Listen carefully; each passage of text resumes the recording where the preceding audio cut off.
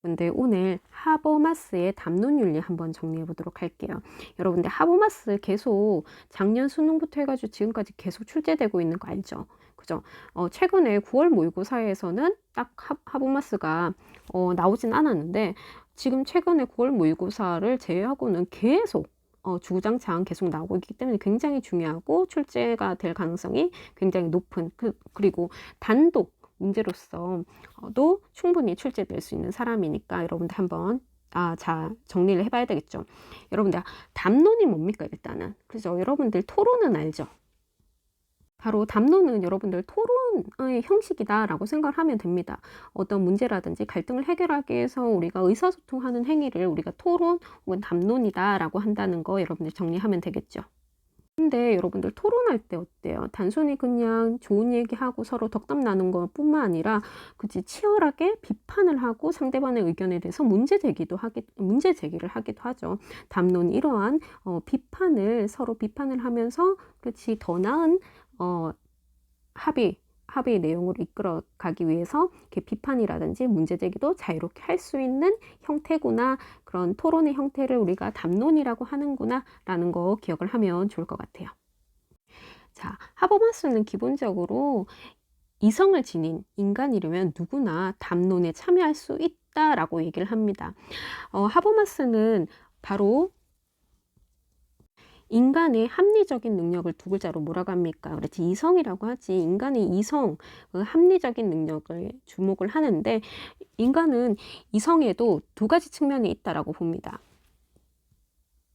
도구적 이성과 그 다음에 의사소통적 이성 혹은 도구적 합리성 혹은 의사소통적 합리성이라고도 부를 수가 있는데 기존의 사람들은 뭐만 강조했다? 즉 도구적 이성만 강조했다. 하지만 인간에게는 어떤 능력도 있다? 그렇지 의사소통을 통해 가지고 합의를 이끌어낼 수 있는 능력 즉 의사소통적 이성, 의사소통적인 합리성도 가지고 있기 때문에 이런 능력을 통해서 우리가 처한 사회적인 문제라든지 그다음에 함께 갈등을 해결할 수 있는 방안에 대해서 이런 능력을 통해 가지고 해결할 수 있다라고 주장을 한 거죠.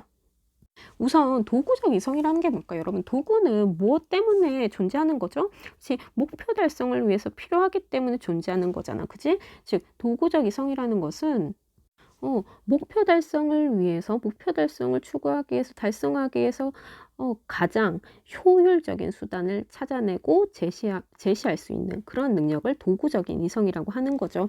즉, 기존의 근대 과학주의, 그렇지. 우리가 과학 문명이 발달하면서 가장 강조한 능력 중에 하나가 바로 도구적 이성인데 이것만 너무 강조했다. 라는 거죠. 그런데 이거 자체가 문제는 아니야. 근데 이거에만 너무 매몰돼서 모든 상황이나 우리가 처해져 있는 모든 상황을 다 도구적인 이성으로만 해결하려고 하는 그런 것들이 문제인 거죠. 즉, 도구적인 이성과 관련돼가지고 선생님 수업 시간에 잘 듣는 얘기가 뭐냐면 바로 1억 버는 방법이야. 선생님이 어렸을 때 1억 버는 방법에 대해서 알려주는 뭐 방송이라든지 아니면 빨리 1억을 버는 그런 방법을 알려주는 책 같은 것도 굉장히 많이 서점에서 베스트셀러로 굉장히 많이 팔렸거든. 즉 도구적 이성은 1억을 가장 효율적으로 빨리 버는 방법을 알려주는 그런 인간의 이성적인 능력을 도구적 이성이라고 할 수가 있는 거지. 근데 이게 뭐가 잘못됐어? 즉 도구적인 이성은 이런 질문이라든지 이런 물음은 하지 않는다라고 보는 거죠. 뭐냐면 어떤 질문이냐면 1억을 왜 버느냐는 거지. 그리고 1억을 버는 게 우리 삶에 뭐 어떤 의미가 있는 거고 이런 1억이라는 목표 달성이 정당한지 정당하지 않은지 이런 것들은 궁금해하지 않고 찾지 않는다라는 거죠. 그래서 하버마스는 인간이 지니고 있는 또 다른 합리적인 능력, 즉 의사소통적인 이성 혹은 의사소통적인 합리성을 강조하게 된 거죠. 자, 여러분들 어렵지 않아요. 의사소통적인 합리성이 뭐지? 그렇지. 합리적으로 의사소통하는 게 의사소통적 합리성 혹은 의사소통적 이성이야. 이런 능력을 발휘해가지고 우리는 뭘 할 수 있어? 그렇지. 합의에 이끌 수 있다는 거지. 즉, 담론에 참여할 수 있는 능력. 그렇지. 담론을 통해 가지고 우리 모두가 공통적으로 바라는 그런 내용에 대해서 합의할 수 있는 이런 능력을 의사소통적인 이성 혹은 의사소통적인 합리성이라고 할 수가 있는 거죠. 하버마스는 이렇게 얘기하죠. 우리가 가지고 있는 이런 의사소통적인 합리성을 발휘해서 우리가 처한 우리 사회에 공동이 처한 공적인 문제에 대해서 우리가 해결할 수가 있다. 합의를 통해서. 그럼 의사소통적인 이성, 의사소통적인 합리성을 발휘해서 담론하는 상황을 세 글자로 뭐라고 할까? 바로 공론장이라고 합니다. 여러분들 공론장 처음 들어보죠? 굉장히 생소하지? 바로 공적인 문제에 대해서 서로 담론하는 상황을 공론장이라고 합니다. 자, 그럼 공론장, 공적인 문제에 대해서 토론하고 담론하는 상황에서 우리가 어떤 능력을 발휘해야 되는 거지? 바로 이거지. 의사소통적인 합리성을 발휘해야 된다라는 거죠. 이런 의사소통적인 합리성을 발휘한 이런 공론장, 담론의 상황을 뭐라고 합니까? 이상적인 담화 상황이라고 할 수가 있겠죠. 여러분들 담화나 담론이랑 의사소통이랑 다 비슷한 의미다라고 보면 됩니다. 즉 공론장에서 의사소통적인 합리성을 발휘해야 되고 이렇게 의사소통적인 합리성을 발휘하는 담화 상황, 의사소통적인 합리성이 발휘된 담화 상황을 이상적인 담화 상황이라고 할 수가 있겠죠. 여기는 구체적으로 세 가지 조건이 있습니다. 자, 첫 번째 공론장에서 우리가 제기할 수 있는 주제는 특정한 주제에 한정되어 있지 않아요. 굉장히 다양하다. 자, 공적인 문제라고 하면은 정치, 경제, 뭐 정치 문제도 될 수도 있고 경제적인 문제도 될 수도 있고 그 다음에 여기 문화예술도 될 수 있어요. 자, 문화예술도 되고 그 다음에 공부하는 거 학문적인 그런 문제, 그렇지 학술적인 주제. 자, 특정한 정치 경제 문제에 한정되지 않고 굉장히 다양한 문제에 대해서 우리가 다룰 수 있다. 자, 그 다음에 참가 대상이라는 것은 한정짓지 않습니다. 말할 수 있고 그 다음에 행동할 수 있는 인간이라면 누구나 다 참여할 수 있다. 자, 요거와 관련돼 가지고 자주 오답선지로 나오는 게 뭐죠? 그렇지. 어디 공론장에서는 전문가만 참여해야 된다. 이거 됩니까? 안 됩니까? 그렇지. 안 되는 거지. 그죠? 자, 쉽고 그 다음에 담화 조건은 뭘까? 그렇지. 우리가 이 공론장에서 이상적인 담화 조건, 담화 상황이 되기 위해서는 구체적으로 4가지 조건이 있는데 특히 담화 내용과 관련된 내용도 있고 그 다음에 담화자의 태도와 관련돼 가지고도 있습니다. 자, 크게 하나, 둘, 셋, 4개가 있는데 요거 뭐예요? 자주 문제 출제가 되죠. 자, 첫 번째가 뭐냐면 자, 첫 번째는 진리성. 자, 두 번째는 뭐죠? 진실성입니다. 자, 진리성이 뭐고 진실성이 뭔가? 자, 다 비슷한 말 같죠? 자, 진리성은 뭐냐면 그 말하는 내용 자체가 뭐여야 된다? 팩트여야 된다라는 거지. 거짓 얘기하지 말고 참인, 사실을 얘기하라는 겁니다. 자, 이해가 됩니까, 여러분들? 그지? 2 플러스 2는 뭐죠? 4다. 이런 얘기를 하는 거죠. 진실, 참을 얘기하라는 거고. 자, 그러면 진리성이 있고 그럼 진실성인데 둘의 차이점은 뭘까? 말은 되게 비슷한데 얘는 애티튜드, 즉 진실한 태도를 얘기하면 진전성 있는 태도를 얘기를 하는 겁니다. 즉 진실이더라도 상대방을 속이려고 하는 의도, 나쁜 의도로 얘기할 수도 있잖아. 그런 태도 가지지 말고 진정성 있는 태도로 얘기하라 라는 점에서 진리성과 진실성은 구분된다라고 얘기할 수가 있겠죠. 자, 그 다음에 세 번째가 또 특이한데 이해 가능한 말을 해야 돼. 우리가 막 토론할 때 굉장히 뭔가 잘 실수하는 게 뭐냐면 어려운 말, 외국어, 그 다음에 전문적인 용어 좀 남들이 유식하게 들릴 수 있는 그런 어려운 말 해야 될 것 같은 그런 느낌이 들잖아. 이런 말 하지 말라는 거지. 상대방이 이해 가능한 말을 해야 된다. 자, 상식적으로 다 이해가 되는 말이죠. 근데 우리가 잘 실수하는 면도 있잖아. 그치? 자, 4번째는 뭐냐면 또 진리성, 진실성과 더불어서 또 비슷한 단어야. 뭐냐면 정당성이라는 건데, 자, 정당성이라는 거는 자, 이게 진리성이 팩트잖아. 팩트, 사실을 얘기하라는 거고, 진실성은 뭐야? 진실한 태도, 진정성 있는 태도를 얘기하라는 거고, 정당성은 뭐냐면 right예요, right. 자, 어떤 느낌인지 알겠죠? 그죠? 옳고 정의로운 말을 하라는 거지. 옳은 말, 그 다음에 정당한 말, 정의로운 말. 뭐 가치 있는 말, 그런 말을 하라는 거죠. 이렇게 진리성, 진실성, 이해가능한 말, 그 다음에 정당성, 이런 4가지 조건을 갖춰야지 이상적인 담화 상황이 될 수 있다라는 거. 자, 그 다음에 몇 가지 이 공론장과 관련돼 가지고 주요한 특징, 잘 나오는 선지 몇 가지 정리를 해볼게요. 크게 세 가지가 있는데 누구나 자유롭고 누구나 평등하게 대우받아야 된다라는 겁니다. 당연하죠. 자, 그 다음에 토론할 때 우리가 그냥 일방적으로 수용하고 뭐 이렇게 유식한 말을 한 사람이 있으면 네, 알겠습니다 하는 게 아니라 적극적으로 문제 제기하고 비판할 수 있다라는 것도 굉장히 중요합니다. 자, 여러분들 하버마스 하면은 예전에 독일의 프랑크푸르트 학파라고 해가지고 굉장히 비판 이론이라고 해가지고 기존의 질서라든지 그 근대적인 사고에 대해서 비판하는 그런 사상적인 입장을 많이 계승을 했거든, 하버마스가. 그러면서 굉장히 또 중요한 포인트가 되는 게 비판적인 사고, 비판적인 태도, 비판적인 질문 모두 다 그치, 수용 가능해야 된다라는 걸 강조했다라는 거. 자, 그 다음에 요새 여러분들 자, 이런 공적인 공론장에서 왠지 자기가 생각하는 그런 개인적인 바람이나 희망사항을 얘기하면 안 될 것 같잖아. 그런데 이게 뭐야? 그렇지, 개인적인 욕구나 희망사항을 표현할 수 있다라고 봐. 자, 여러분들 근처에 만약에 뭐 홈플러스 뭐 이런 거 대형마트 있지. 대형마트에 우리 동네에 그래도 하나 더 있었으면 좋겠습니다. 뭐 이렇게 얘기를 할 수 있다는 거야. 그리고 반박 당하면 그렇지, 내가 너무 내가 이기적인 욕구였구나, 이기적인 바람이구나, 이렇게 그렇게 관철이 안 되더라도 그런 얘기를 할 수는 있다는 거지. 개인적인 욕구나 희망상 우리 동네 홈플러스 하나 더 지어주세요, 이런 얘기는 할 수는 있다는 거야.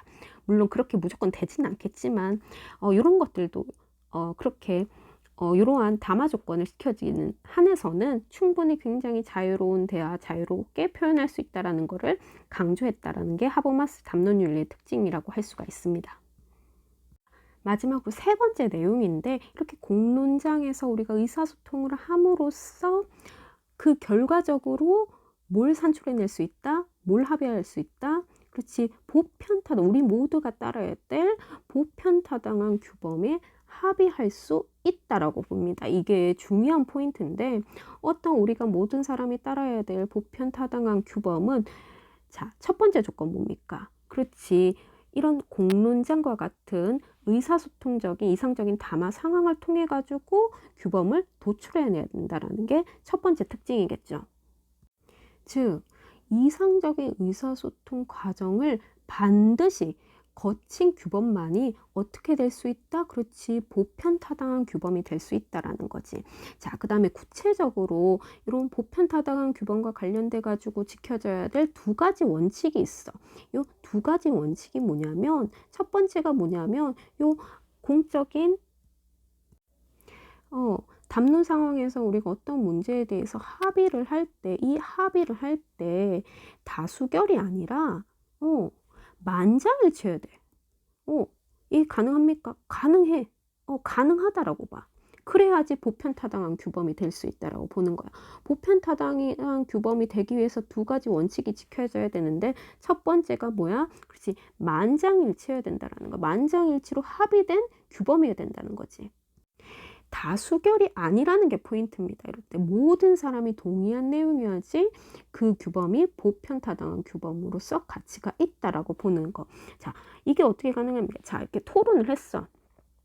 자, 토론을 해가지고 사람들이 모였단 말이야. 자, 이제 1번 안이 있고 2번 안이 있습니다. 자, 그러면 1번 안으로 이제 통과시키죠. 1번 규범으로 합시다 라고 했는데, 자, 반대하는 사람, 근데 얘가 손을 번쩍 들었어.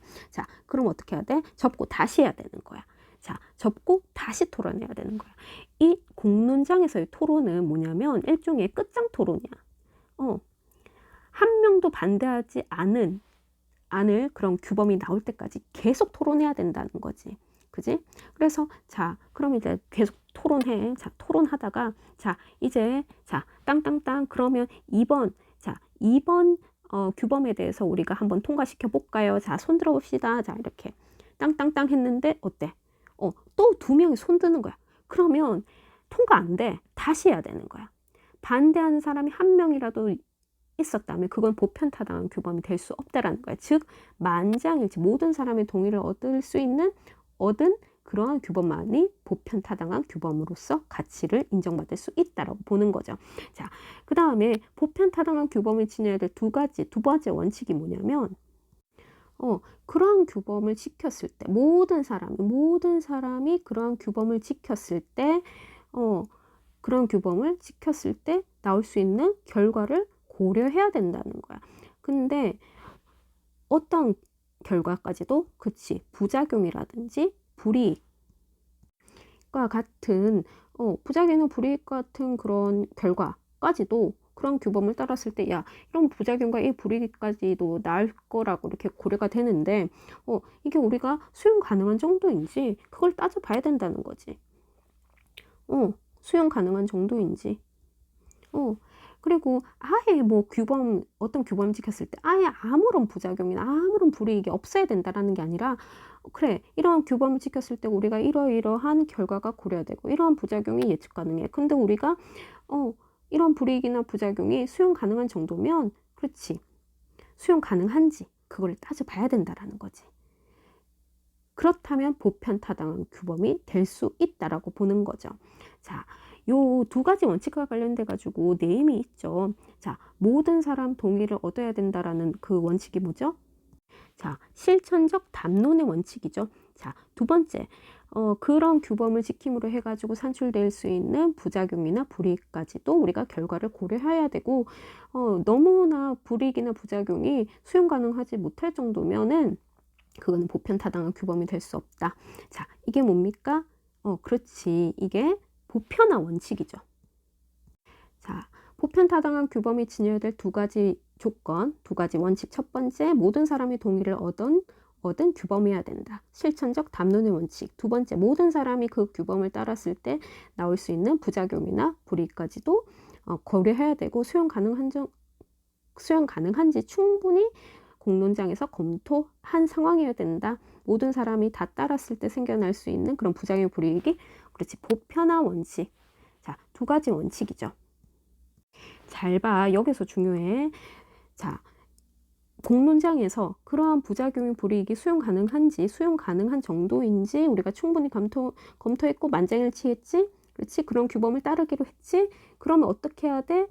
그 불이익의 당사자가 손해를 보는 당사자가 나일지라도 그 규범을 의무로 받아들이고 수용해야 된다는 거야. 왜? 우리가 공론장에서 충분히 얘기할 때 그런 결과로 나오는 부작용이나 불이익이 어떤 사람이 닥치더라도 수용 가능한 정도라는 거 우리가 다 따져봤잖아. 그러면 내가 불이익을 당사자라고 할지라도 그 규범을 의무로 받아들이고 수용해야 된다는 거죠. 그런데 잘 봐. 자, 여기서 여러분들 생각해야 되는 게 뭐냐면 그러면 무조건 죽을 때까지 계속 그 의무로 따라야 된다는 건 아니야. 만약에 내가 불이익의 당사자라고 일단 지키긴 지키는데 다시 너무 생각보다 불이익이 너무 큰 거야. 그러면 어떻게 해야 돼? 다시 재공론을 할 수가 있어. 다시 문제 제기할 수 있다라는 거죠. 죽을 때까지 그 규범 지키라는 게 아니라 다음 공론장에서 내가 한번 계속 따라봤는데 이게 생각보다 불이익이 너무 크더라. 그래서 다시 우리가 이게 맞는지 새로운 규범을 한번 만들어 보자라고 제시할 수 있다라는 거죠. 그래서 보편타당한 공론장을 통해 가지고 우리 모두가 따라야 될 보편타당한 규범을 우리가 산출해 낼 수가 있고 이런 보편타당한 규범이 가져야 될 보편타당한 규범이 되려면은 그렇지 합리적인 의사소통 과정을 꼭 거쳐야 되고 그 다음에 두 가지 규범 그렇지 그 규범이 지켜야 될 두 가지 조건 두 가지 원칙이 뭡니까? 그렇지 모든 사람 만장일치해야 된다라는 거와 결과까지도 고려된 것이어야 된다라는 거죠. 자, 여러분들 수완 풀어봤죠, 여러분들. 수완에서 이거와 관련돼 가지고 세 명이 세 입장이 비교가 돼. 하버마스, 칸트, 공리주의. 요거와 관련돼 가지고 세 명을 비판하는 세 명이 이렇게 비교되는 그런 내용이 있는데 요 문제 한번 꼭 풀어봐야 되고 다음 영상에서 선생님이 요거 내용 한번 정리해 보도록 할게요. 자, 중요한 거는 핵심은 뭐냐? 자, 셋의 공통점. 누구나 모든 사람이 시공간을 초월해가지고 지켜야 될 보편적인 도덕 원리가 있다라는 거 셋의 공통점이겠죠. 자, 그 다음에 하버마스는 이런 보편타당한 규범이 무엇을 통해서 그렇지 담론을 통해 가지고 산출해낸 담론의 산물이다 라고 얘기할 수가 있는 거죠. 그죠? 사람들이 여러 가지 얘기를 해놓고 공통적으로 생각하는 그런 올바른 거, 보편적인 규범이 될 수 있는 거, 그런 것들을 우리가 담론을 통해서 나온 산물이다라고 표현할 수 있다며, 칸트는 뭐지? 만들어냅니까? 사람들이? 얘기를 해가지고 서로 이렇게 합의낸 내용이 보편타당한 규범이 될 수 있는 겁니까? 아니죠. 칸트 같은 경우에는 사람들의 토론의 산물, 토론의 결과물이 아니라 뭐야? 원래 있는 거야.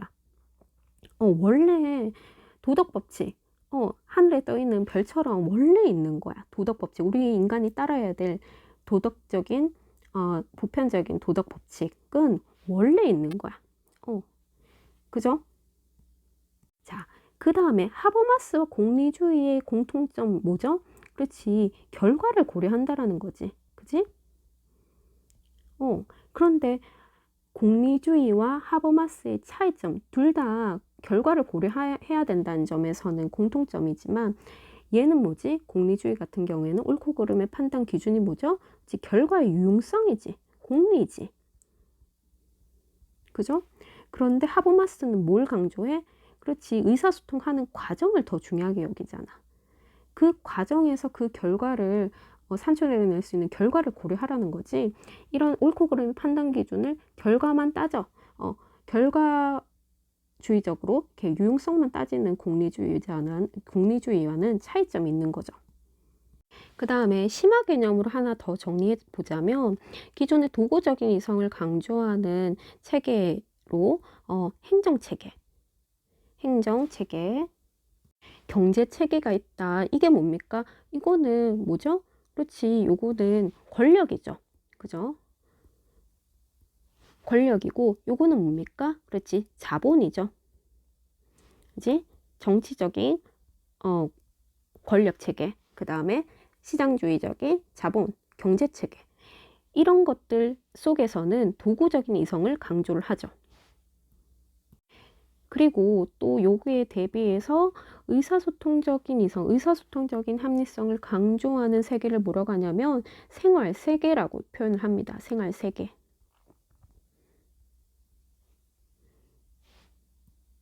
그런데 뭐야? 이렇게 정치, 자본, 돈, 권력, 행정체계, 경제체계가 우리 일상적으로 의사소통적인 합리성이 강조되는 생활세계에 큰 영향을 미치고, 그렇지, 이거를 통제하려고 하는 상황을 뭐라고 하냐면, 생활세계를 도구적인 이성을 강조하는 그러한 행정체계와 경제체계가 생활세계를 통제하고 침투하는 상황을 뭐라고 하냐면 체계에 의한 생활세계의 식민지화라고 합니다. 자, 이거를 좋아했을까 싫어했을까? 그렇지, 비판하는 거죠. 그래서 체계에 의한 생활세계의 식민지화되는 현상을 반대를 하면서, 그렇지, 두 체계와 생활세계 간의 균형을 이뤄야 된다라고 주장을 합니다. 자, 그러면 여기까지 일단은 하버마스 담론윤리 정리해 보고, 다음 시간에 이거와 관련돼 가지고 기출선지 한번 정리해 보도록 할게요. 자, 수고했습니다. 이상입니다.